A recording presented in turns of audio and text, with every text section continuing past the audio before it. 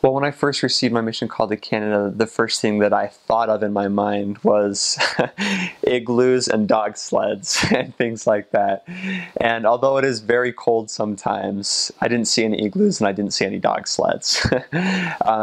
If you were to see the city from an airplane or even walking through certain parts of the city, it would look similar to New York or Chicago or Philadelphia, just a big city in a Western culture similar to ours.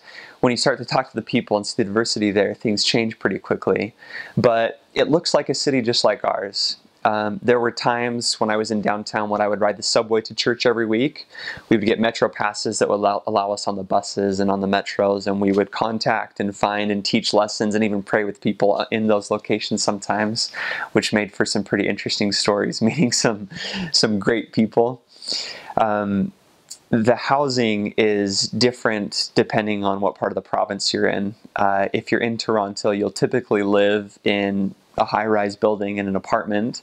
Some of them are old, and some of them are newer and a little bit nicer. If you're outside of the city, you'll typically live in a basement apartment or maybe a shorter, smaller apartment building like I typically did through my mission. Despite Toronto being so big, it's actually a pretty safe city. It's, if I understand correctly, it's the second safest city in Canada behind Vancouver of the big cities, and Canada's crime rate is far, far below any city in the United States. It's a real safe place. Many missionaries will go through their entire mission without feeling in danger or threatened even once.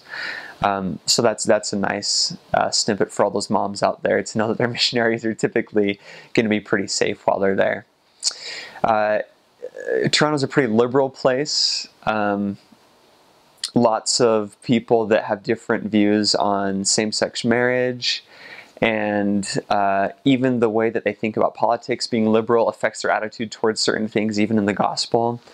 It's a very artsy place. I wasn't into this while I was there, but there's lots of small museums for history or for art, or I've heard the music scene is really good there, things like that.